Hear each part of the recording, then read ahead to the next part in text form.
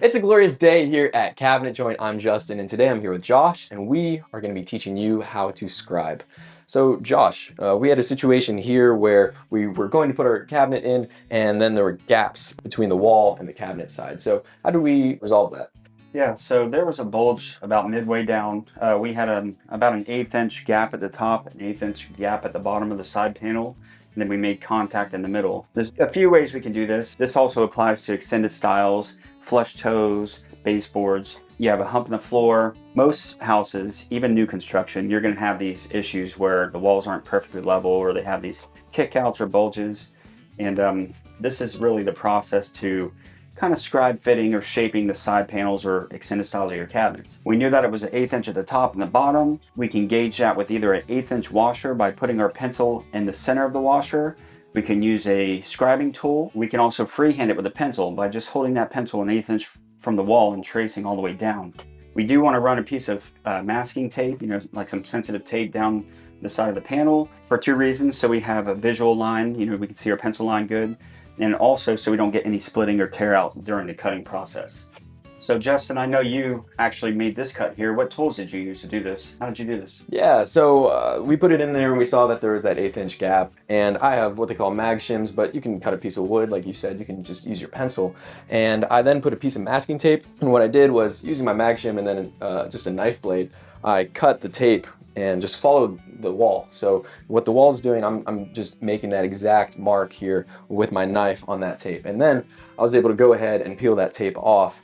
And I like doing it that way just because, one, I have a clear line, two, I know that tape is then gonna hold the wood itself as I'm cutting and it's not gonna go. And then as I remove the material, you can really use any tool that removes wood. You can use a sander, you can use a grinder, you can use a jigsaw, a circular saw, a track saw, whatever you wanna do.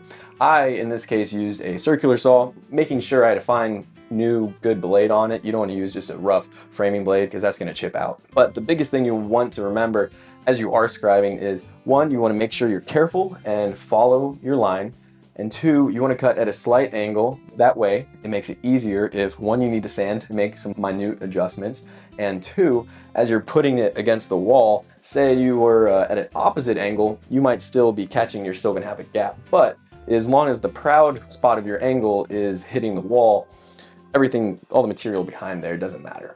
That's what I like to do, and I would just sum it up of key things to remember. Make sure you're using a good blade or a good piece of sandpaper, and I like using tape, and make sure you have a good accurate mark and cutting at an angle, and then I think you're set up for success.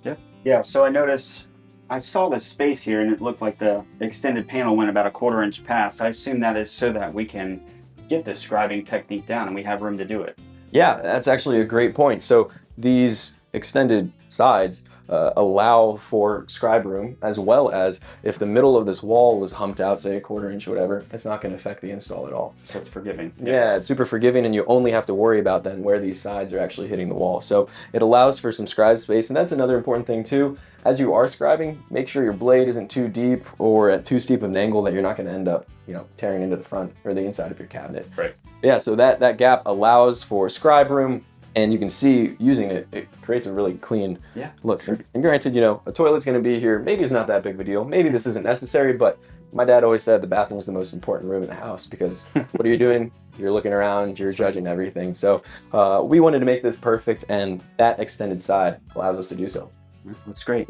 Yeah, so that's all there is to know about scribing. And just a reminder, this doesn't only apply to your sides, this also applies to your extended styles, as well as if you have a flush toe kick. So if you have any questions on scribing, methods that we use or methods that we recommend, you can reach out to your cabinet coach, or you can call us at 888-211-6482. Thank you for watching. Have a great day.